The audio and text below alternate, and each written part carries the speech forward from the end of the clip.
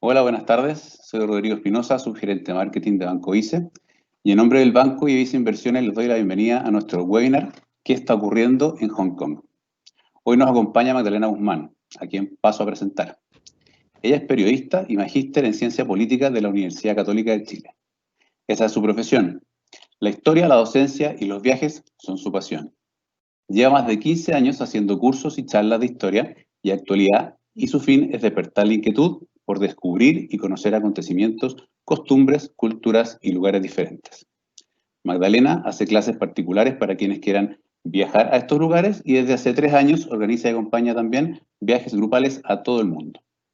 Vientos de cambio en Hong Kong. El gobierno chino aprobó una nueva ley de seguridad para la isla. Con ella podrá restringir las libertades que gozan sus ciudadanos, únicas dentro del país, y poner en riesgo su exitoso desarrollo económico y su relativa autonomía. La vida no será ya igual antes de la ex colonia británica. Las cosas están cambiando en Hong Kong. La relevancia del tema es interesante porque estamos presenciando una muestra más del creciente poderío de la República Popular China. Se está descomponiendo el modelo en un país, dos sistemas, con el cual Gran Bretaña accedió al traspaso de su colonia. La nueva legislación representa un cambio unilateral en las reglas del juego, que tendrá un importante impacto para Hong Kong, la región del Asia-Pacífico y el resto del mundo. Magdalena, te damos la bienvenida, pero antes de cederte la palabra, les voy a pedir a todos que por favor las preguntas que vayan haciendo en el chat las revisaremos al final de la presentación. Además, al finalizar este webinar, proyectaremos un código QR para que lo puedan escanear y contestar una breve encuesta. Ya para nosotros es muy importante conocer su opinión y ver cómo podemos seguir mejorando nuestros webinars. Ahora sí, Magdalena, te cedo la palabra. Muchas gracias. Muy buenas tardes, muchas gracias, Rodrigo. En efecto, estamos presenciando un cambio unilateral de las reglas del juego en Hong Kong. Ya se empiezan a sentir ciertos vientos de cambio en la isla. El 1 de julio de 1997, Gran Bretaña, después de una hábil negociación entre quien en ese minuto era su líder máximo, Deng Xiaoping, con Margaret Thatcher, después de esa negociación, Gran Bretaña accedió a traspasarle a China la última colonia significativa que tenía en toda Asia. Pero ese traspaso fue gracias a una promesa que hizo China, y esa promesa era que iba a respetar las libertades que existían en la isla y la autonomía que tenía Hong Kong por 50 años. Es decir, que hasta el año 2047 el gobierno central de China iba a respetar el sistema que estaba vigente dentro de la isla sin hacer ningún cambio.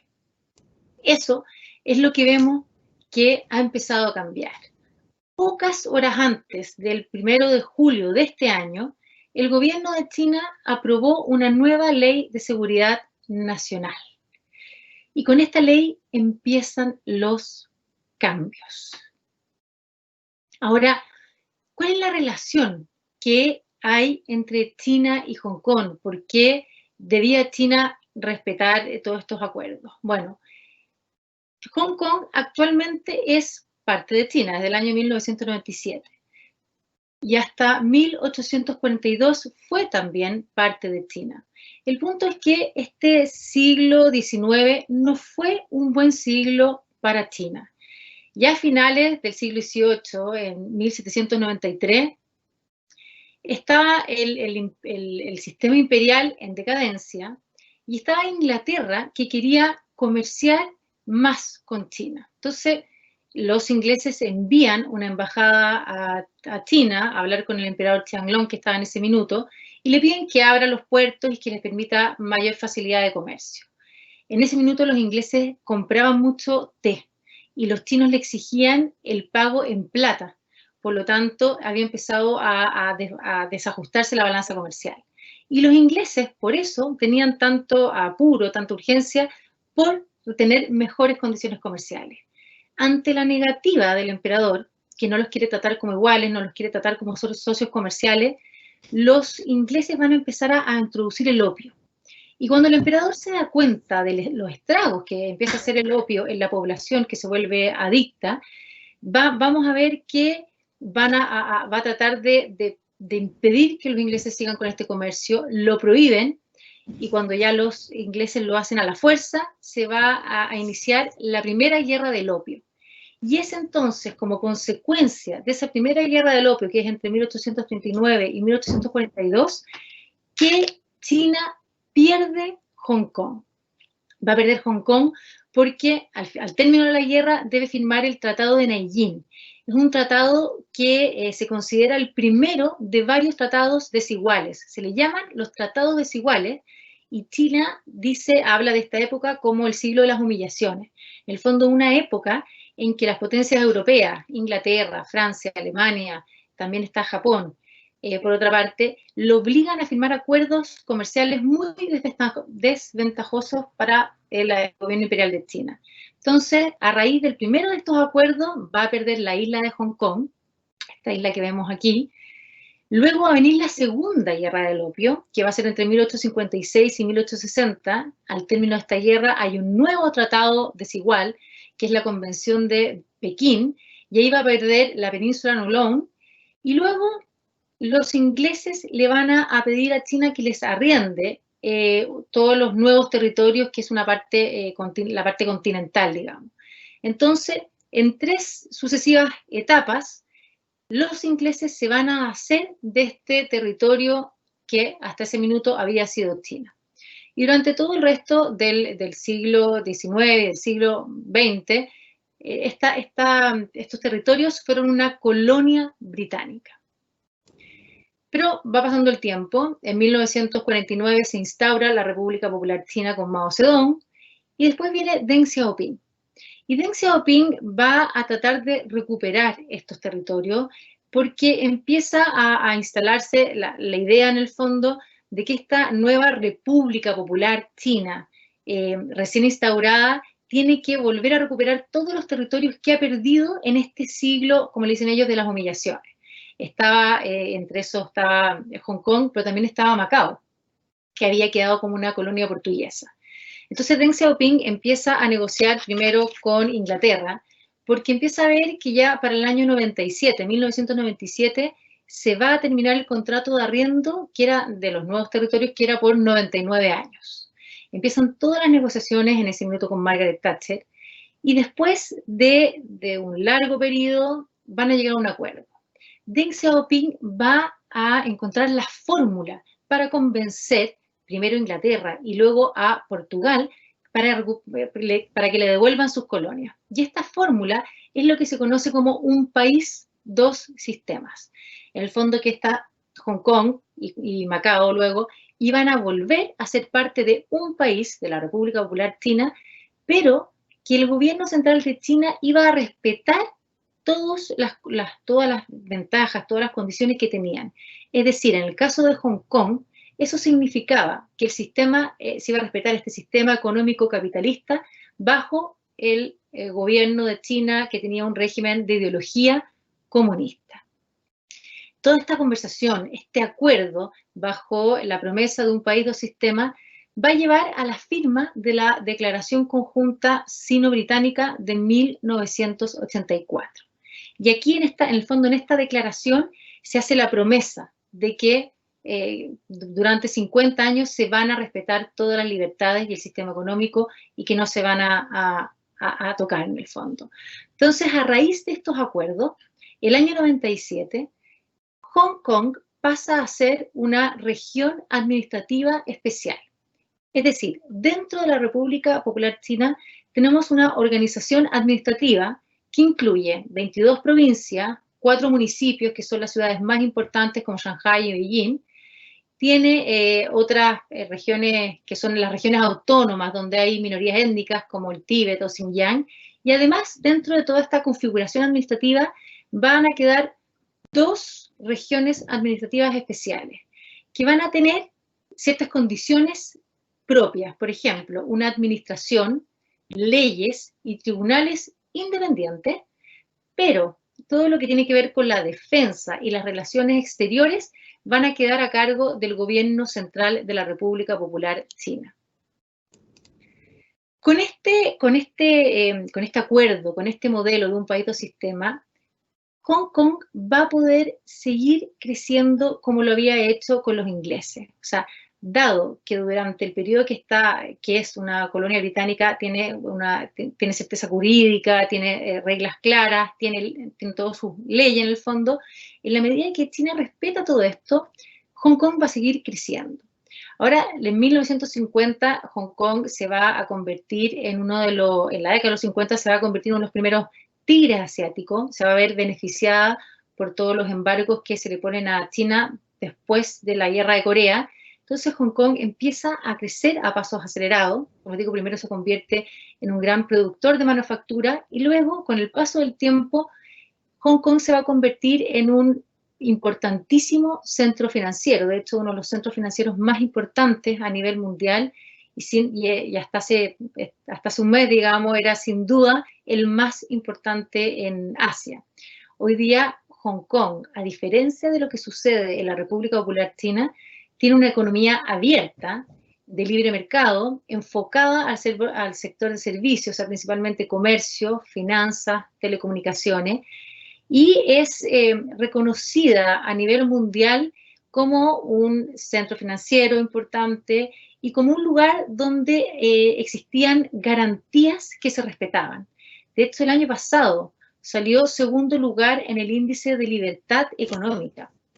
Y este año, antes de la aprobación de esta ley, el Banco Mundial la había puesto como en el tercer lugar en el índice de facilidad para hacer negocios. Toda esta certeza jurídica, toda esta estabilidad institucional que caracterizaban Hong Kong explican, entre otras cosas, por qué más de 1.500 multinacionales tienen su sede asiática en la isla. Ahora, todo eso es lo que se empieza a ver de alguna manera amenazado por la aprobación de esta nueva ley de seguridad nacional. Xi Jinping es el actual líder de la República Popular China. Él llega al poder en marzo del 2013 y va a llegar a ser el presidente de la República Popular China con dos grandes promesas. Una de ellas es ampliar el poder e influencia de China en el mundo, y la otra es consolidar el poder del Partido Comunista Chino. Pero para eso, para cumplir con esas promesas, Hong Kong se empieza a convertir en una amenaza. ¿Por qué? Porque Hong Kong ha sido, todos estos últimos años, un epicentro regional de activismo político y disidencia contra Beijing. Y esto se ha notado mucho más en el último tiempo, porque desde que está Xi Jinping, como les digo, desde el año 2013 en adelante, ha aumentado mucho la censura y el control de todo lo que se dice, de todo lo que se publica dentro de la República Popular China. Y en Hong Kong sucede todo lo contrario. Hay libertad de reunión, de prensa, de publicación. Entonces se empiezan a notar mucho estos contrastes. Por ejemplo, todos los años, el 4 de junio, se conmemora la matanza de la plaza de Tiananmen. En China, el gobierno ha tratado de que se olvide ese momento negro de su historia. En muchos colegios, o sea, en la educación no se habla del tema. Y en Hong Kong, en cambio, todos los años se conmemora, se mantiene vivo este recuerdo. Entonces, sí, como este ejemplo, hay varios otros, de que Hong Kong mantiene un poco como todo el recuerdo de la historia y tiene toda esta libertad. Entonces, estas libertades que tienen representan una amenaza para el control que quiere tener el Partido Comunista Chino. Además que Hong Kong, obviamente, con el traspaso de los años, desde 1997 hasta ahora, o sea, toda la gente que nació en 1997 ya tiene 23, 24 años, es una generación que no se identifica con China, que se sienten distintos, tienen una fuerte herencia británica, europea, es una mezcla de todos los valores orientales con la influencia europea. Y en la medida que ven que dentro de la República Popular China hay represión, hay control, ellos quieren mantener en el fondo su sistema de vida, se dan cuenta de todo lo que tienen. Aquí tenemos un gráfico en el fondo que es una encuesta, en el fondo, ¿qué les parece a la gente de Hong Kong la gestión del gobierno central tras el traspaso? y vemos que ha ido en aumento la percepción de que la gestión del gobierno no es buena. En el fondo, no hay un contento generalizado entre los ciudadanos de Hong Kong con respecto a todas las políticas del gobierno central de China. Y en los últimos años empezamos a ver cómo el gobierno central trata cada vez de manera más concreta de tener mayor control sobre la isla. Y todo esto coincide también con la llegada de Xi Jinping. El año 2014 hubo una gran revolución, se le llamó la revolución, así como la primavera árabe, se le llamó la primavera asiática, la revolución de los paraguas, también fue muy conocido ese nombre. ¿Y qué fue? ¿Qué sucedió? Que el gobierno propuso una reforma electoral para limitar a los candidatos que podían presentarse a las elecciones parlamentarias. Hasta el minuto, acuérdense que tenemos una China que controla, o sea, tenemos un Hong Kong que tiene un gobierno, un ejecutivo que es relativamente independiente, pero que siempre está controlado por el gobierno central. Tiene un poder legislativo, un parlamento que tiene 70 escaños, pero solamente 35 se eligen por voto directo, otros se eligen por votación indirecta, un comité de personas, empresarios que representan intereses de Beijing. Y en el fondo, la promesa que hay es que después finalmente, a lo largo de toda esta transición que termina el año 2047, la gente en Hong Kong iba a poder elegir, mediante sufragio universal, sus representantes. Entonces empezamos a ver ahora que poco a poco el gobierno central de China está empezando a cambiar las reglas del juego, tratando de limitar esa posibilidad. Y con esta reforma electoral que se propuso el año 2014, lo que se trató de limitar era en el fondo quiénes se presentaban como candidatos a las elecciones. La propuesta decía que se iba a formar un comité y que este comité, ellos iban a nombrar 2 o 3 candidatos que tenían que ser además apoyados por lo menos la mitad de los miembros del comité. De esta manera, lo que estaba pasando aquí era que quienes se presentaran como candidatos tenían que ser sí o sí aceptados, aprobados por el gobierno central de China. En el fondo, no iba a ser una elección realmente libre. La reacción de la gente en Hong Kong fue tomarse las calles, fue una movilización masiva. Finalmente, este proyecto se archivó, se dejó de lado porque la reacción fue muy fuerte. Y vemos que en este movimiento aparece la figura de Joshua Wong. Él es joven, nació el 3 de octubre de 1996, pero así como Joshua Wong empiezan a aparecer otros estudiantes que empiezan como a tener cada vez más adherencia, oponiéndose a todos estos cambios que quiere llevar a cabo el poder central.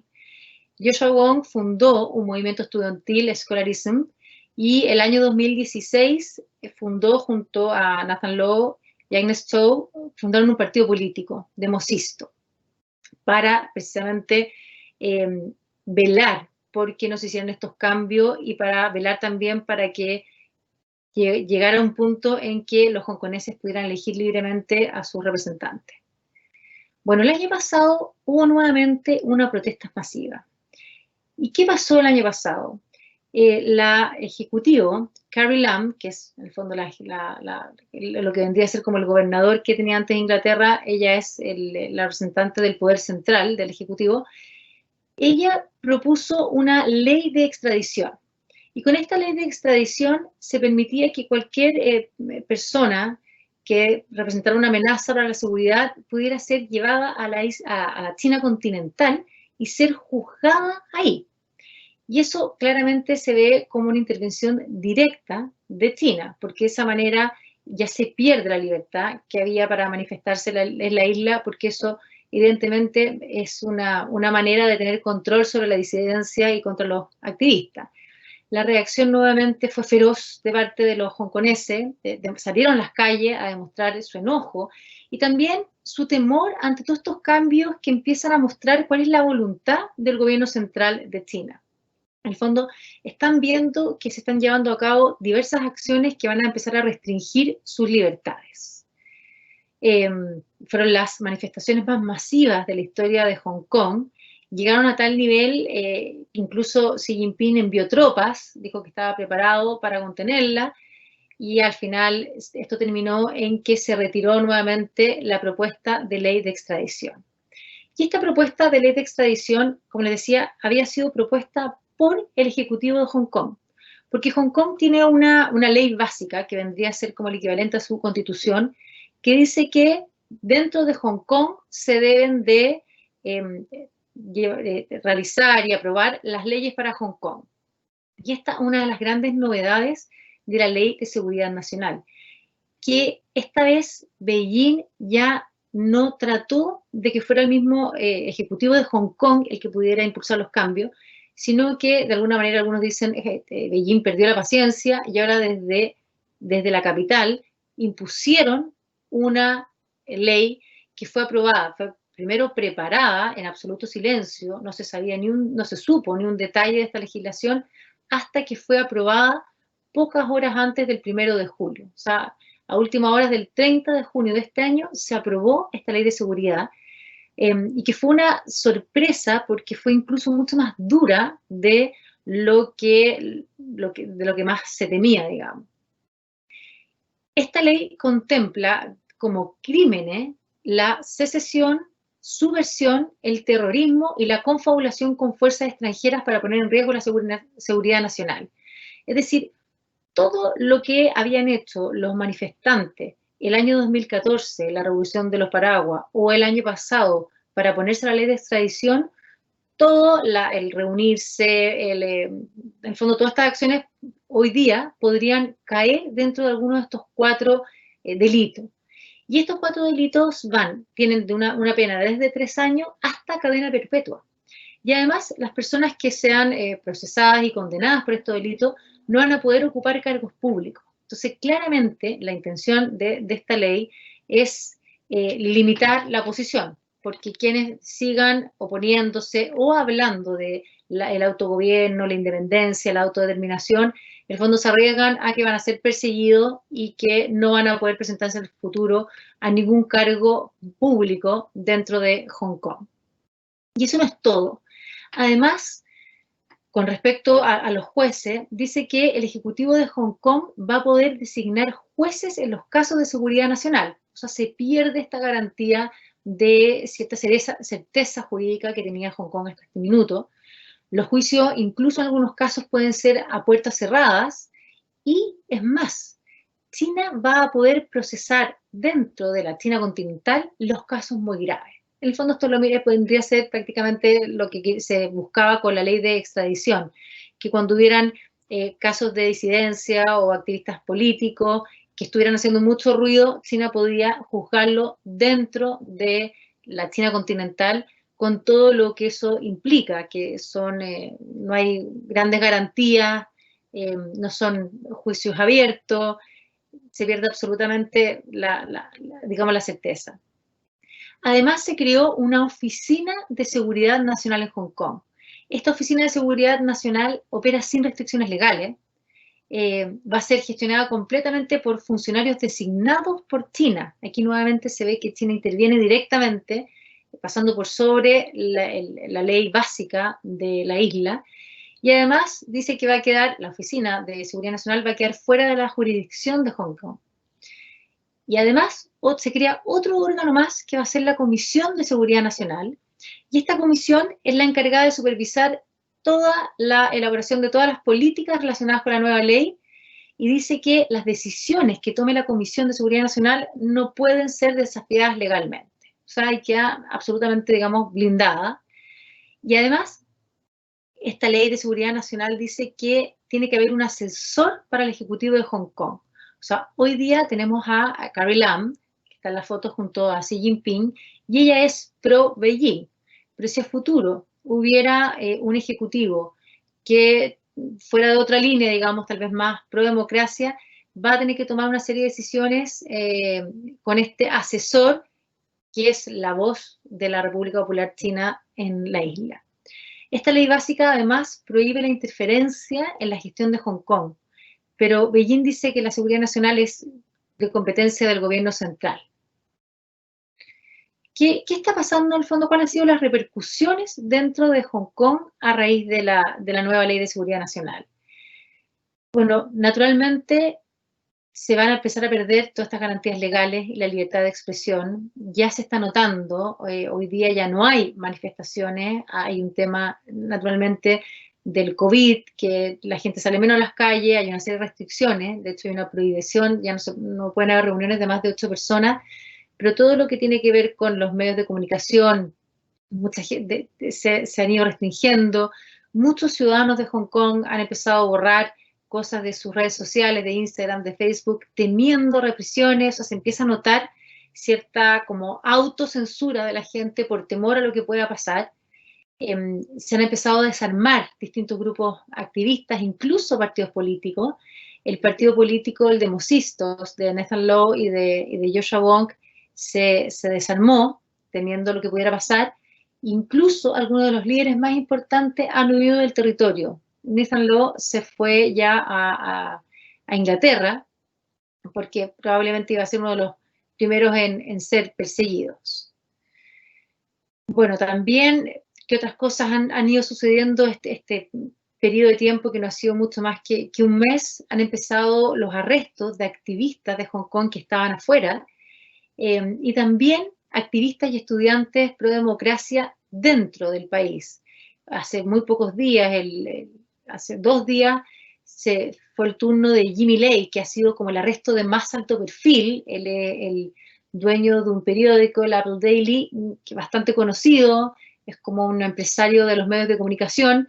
Entonces se ve que en el fondo la China ya no teme, digamos, lo que puedan decir las críticas de otros países, sino que está abiertamente dando la señal de que no se va a tolerar la disidencia ni estos líderes que hablan abiertamente de la democracia.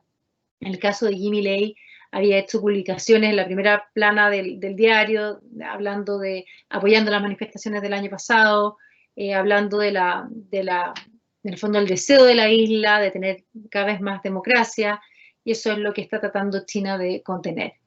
Además, hay un tema para todas las empresas y toda la economía que venía también de Hong Kong, porque obviamente se ve amenazada, dado que esta ley pone término a toda esta certeza jurídica y la estabilidad política con la que se contaba en la isla, y que por supuesto que es clave para hacer negocio.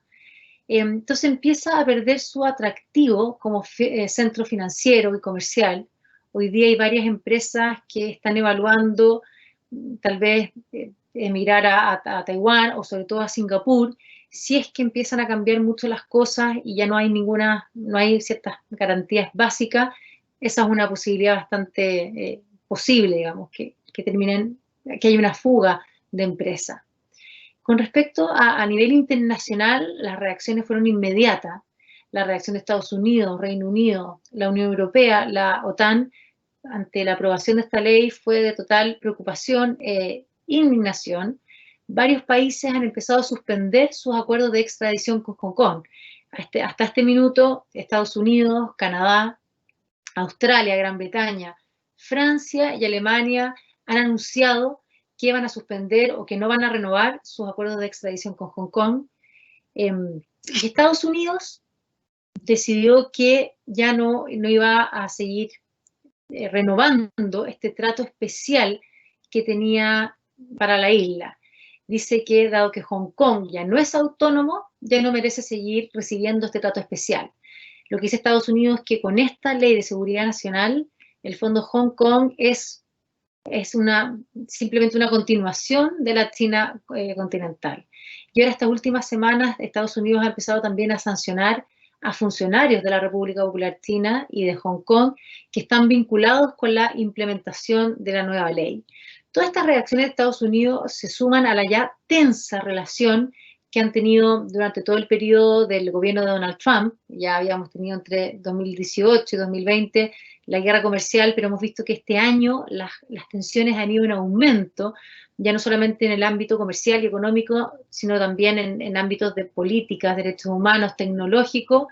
Y esta situación que ha sucedido con Hong Kong no ha hecho más que agravar esta situación de gran tensión y competencia entre los dos grandes potencias, digamos, Estados Unidos y China. Reino Unido era naturalmente de quien se esperaba una reacción más contundente. Reino Unido acusó al gobierno chino de violar gravemente la declaración conjunta sino-británica, este acuerdo que había conseguido Deng Xiaoping con Margaret Thatcher, en el cual se prometía que se iba a respetar todas las libertades, las garantías y la economía hasta el año 2047.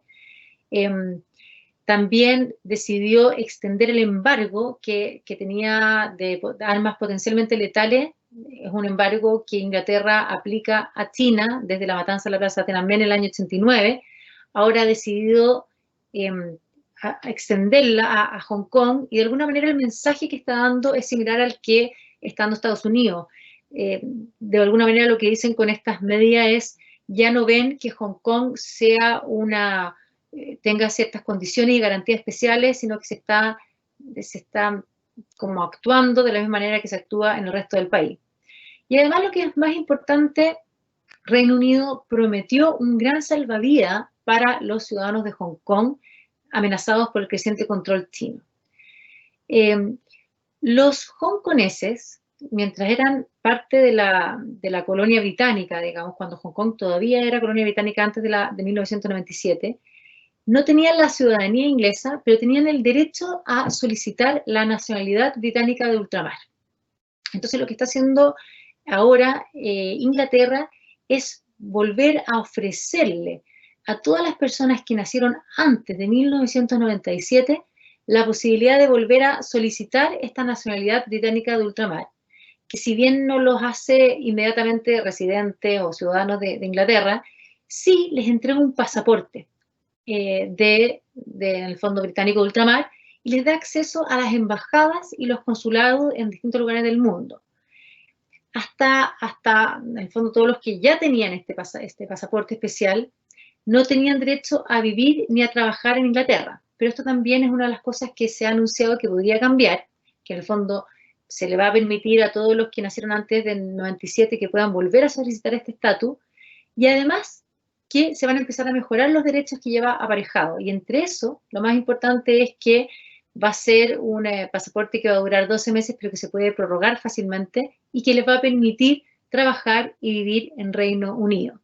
De esa manera, lo que está ofreciendo Reino Unido es efectivamente un salvavidas para la gente mayor de 23 años, que en caso de sentirse amenazados puedan salir y encontrar refugio, digamos, en Reino Unido. O sea, en el caso de algunos políticos o empresarios, podrían trasladarse a Europa con ciertas garantías.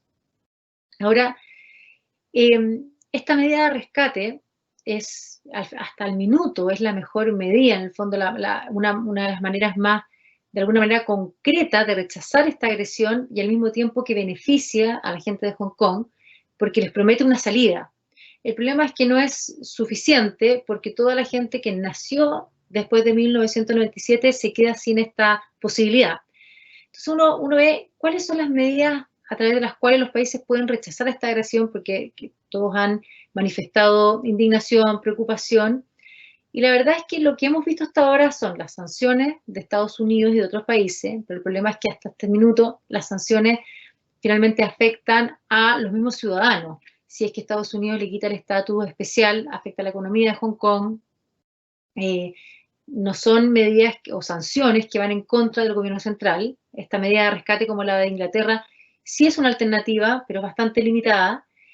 Y en realidad tal vez lo más esperable, o lo que podría ser realmente un freno dentro de, porque China no es probable, no es esperable que digamos que retroceda con estas medidas, pero sí que no vaya a suceder algo similar en Taiwán, por ejemplo, es que haya una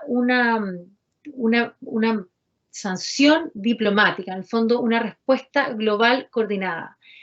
Y si bien sería lo más deseable, es difícil porque no hemos visto como una oposición unida. Hemos visto reacciones aisladas de distintos países, pero no se ha visto ni un país que de alguna manera agrupe a los otros en una oposición diplomática de rechazo a lo que está sucediendo en Hong Kong.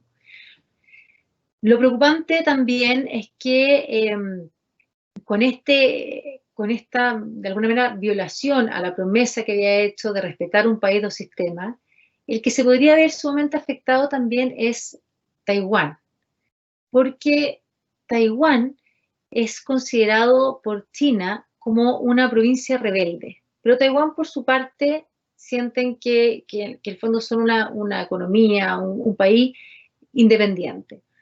Taiwán era parte de China, pero en 1949, cuando se instaura la República Popular China, esa instauración de esa república va a ser al término de una guerra civil. Los que pierden la guerra civil son los nacionalistas del Kuomintang que se escapan a Taiwán. Ellos reclaman que ese es el gobierno legítimo de China y empiezan a vivir, digamos, a desarrollar su democracia de manera independiente. Pero China, si bien nunca ha usado la fuerza contra Taiwán para unirla al territorio continental de manera forzada, siempre ha dicho que eso va a suceder, que Taiwán es parte de la República Popular China, que es una provincia rebelde y que tarde o temprano tiene que volver.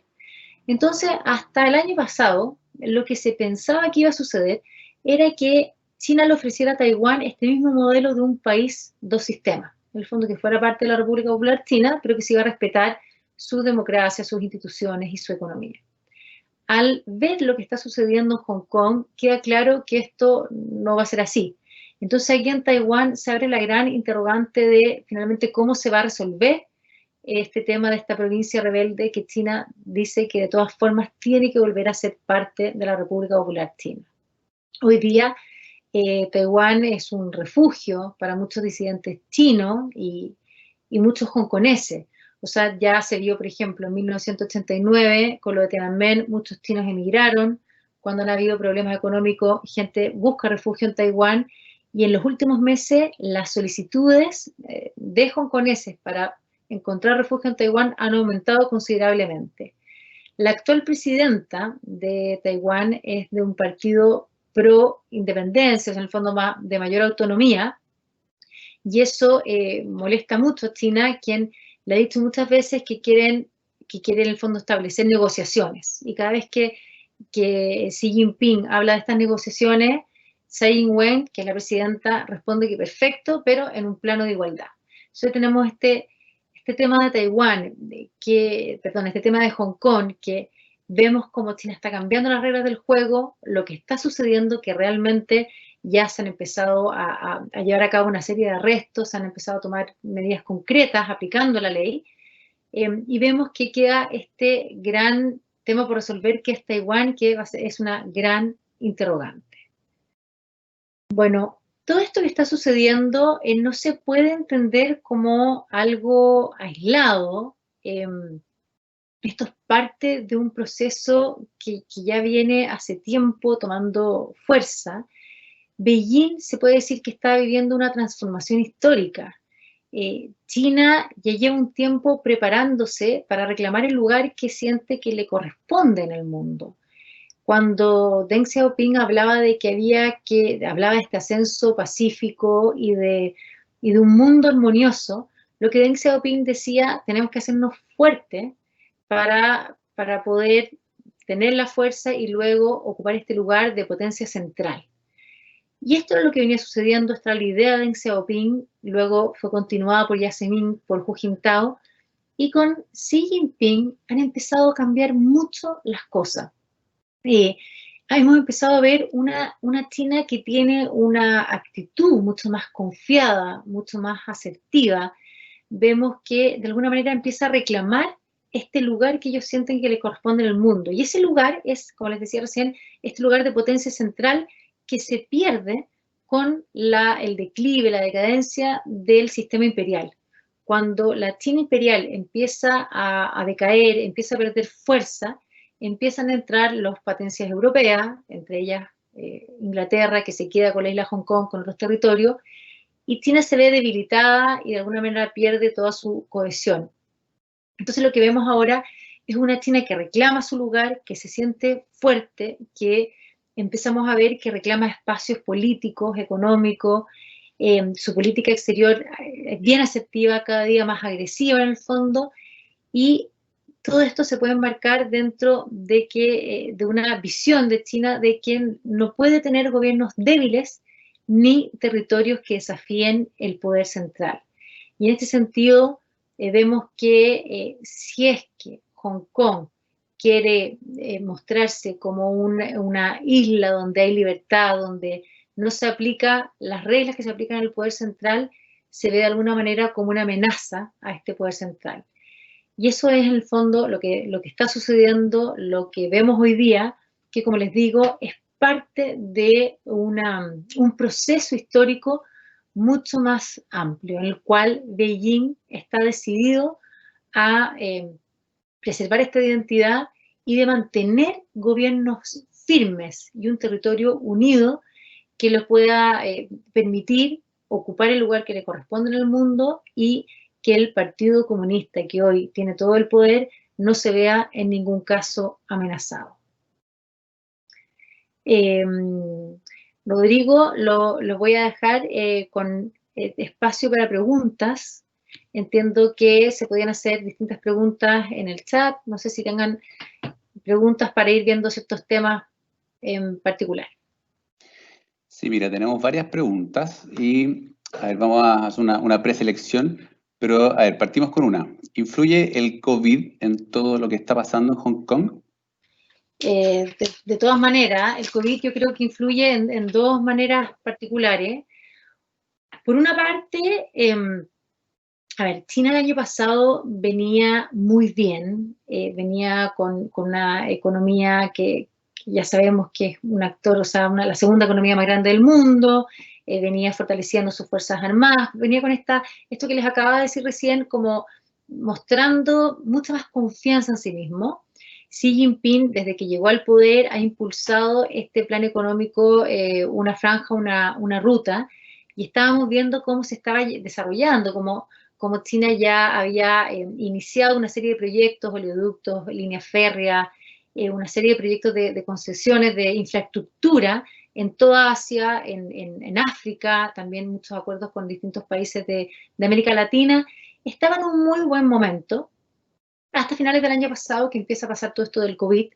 A principios de este año vemos también el fondo que China empieza a ser cuestionado por su manejo del COVID, por ocultar información, y aquí este cuestionamiento hizo de alguna manera que las posturas más nacionalistas dentro del gobierno central empiezan a verse fortalecidas. Entonces, esta China viene con una postura y una política exterior más asertiva, pero a partir de los cuestionamientos que se le hacen por el COVID, vemos que además de asertiva es mucho más agresiva. Eso por una parte, es lo que se le ha llamado la política del lobo guerrero, en el fondo que vemos que en las distintas misiones extranjeras de los diplomáticos responden a las críticas como de una manera mucho más agresiva. Por ejemplo, cuando Australia le pide que se haga un estudio para ver dónde se había originado el virus, la respuesta de China es inmediata, agresiva, que le amenaza con sanciones, en el fondo como que no permite que se le cuestione. Y por otra parte, dentro de Hong Kong, esto de que esté el COVID de todas maneras influye porque es un muy buen momento para aprobar una ley que es tremendamente impopular. Es un muy buen momento porque la atención está puesta en el COVID, en lo que está pasando en los distintos países, sobre todo en mayo, junio, cada país estaba lidiando con sus propios problemas internos, digamos. Entonces esto que se hubiera discutido esta ley a puerta cerrada y que se hubiera aprobado, como que muchos países no alcanzaron mucho a darse cuenta. Y además, dentro de Hong Kong, el gobierno usa también, tiene como puede usar esto de que está prohibido que haya reuniones de más de 8 personas. Por lo tanto, en este minuto de COVID, el gobierno central se aseguraba de que no pudieran haber manifestaciones, como las hubo el año pasado, masivas, para oponerse y rechazar esta ley.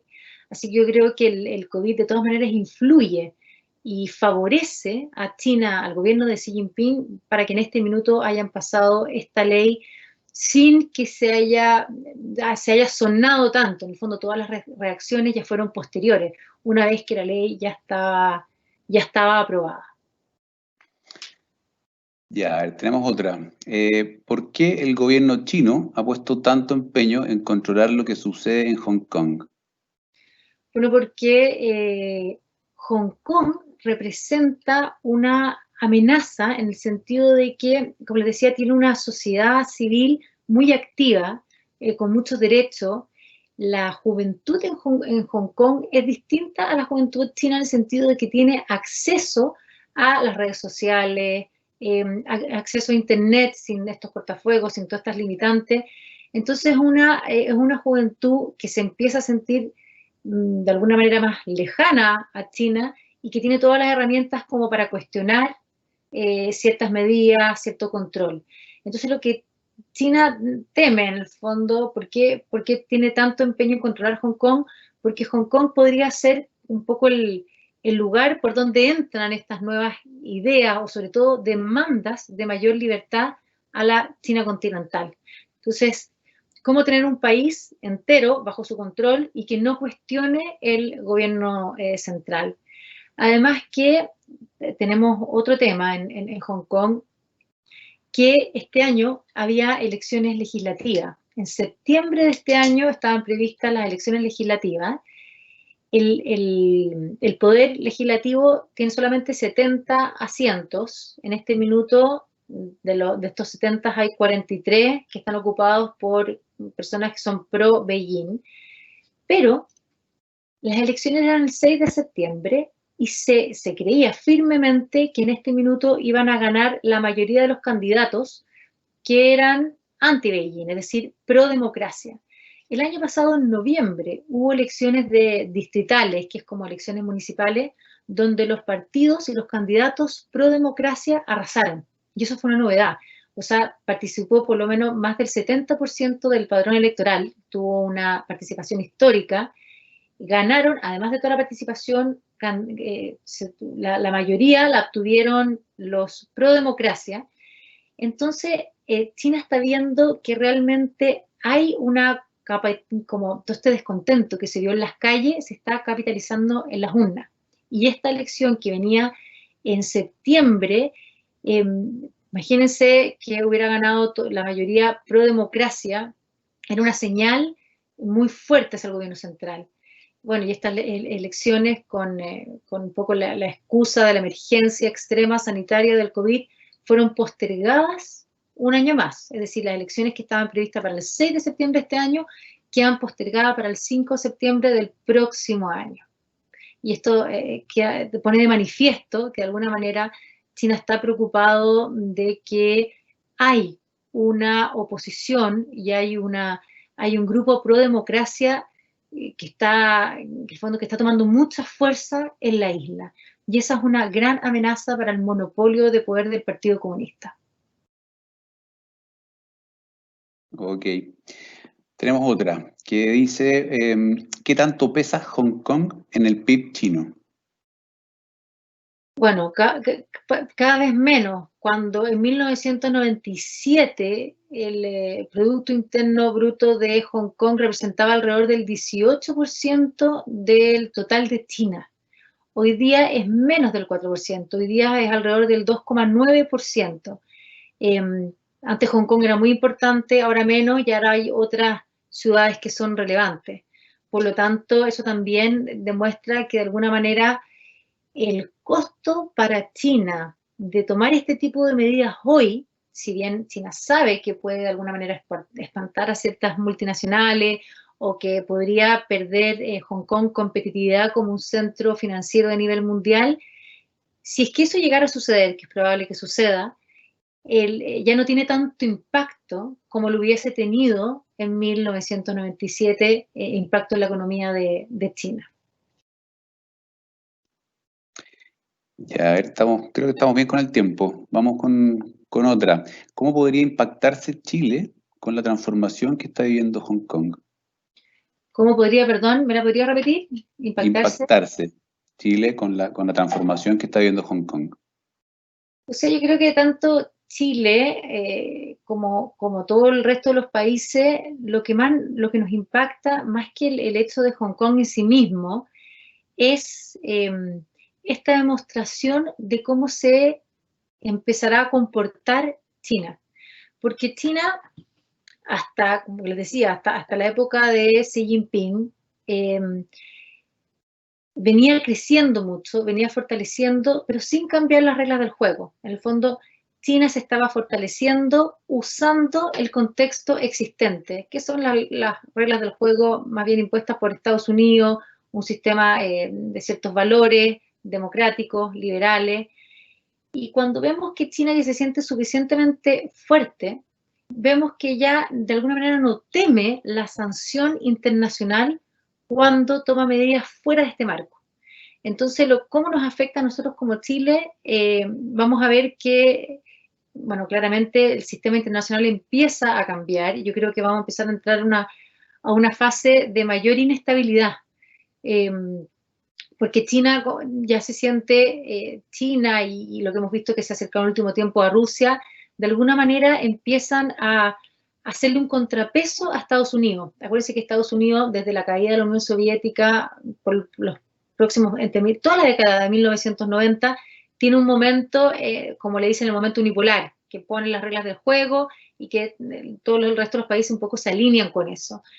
Y hoy día vemos que poco a poco se va a empezar a configurar un orden alternativo. No es que este orden propuesto por Estados Unidos y de valores liberales se termine de un momento a otro, no, eso no va a suceder, pero sí tenemos países que pueden empezar a proponer reglas de juego distintos que van a coexistir con esas otras reglas.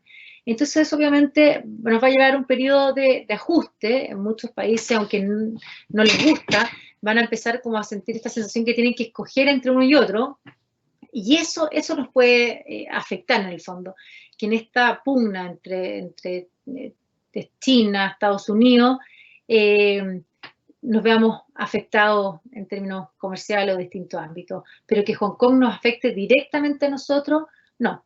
Yo creo que no, eso nos afecta más cómo empieza a cambiar la postura de China y su manera de moverse en el mundo. Van a empezar yo creo que a aparecer escenarios nuevos. Ok, Magdalena. Mira, podríamos estar conversando harto más porque hay muchas preguntas de nuestros clientes, pero quiero agradecerte tu presentación, muy interesante. La verdad es que gracias también en el nombre de Vice a todos nuestros clientes que hoy día participaron en este webinar. Esperamos que puedan seguir sacando el mejor provecho de este tipo de actividades que estamos haciendo para ustedes.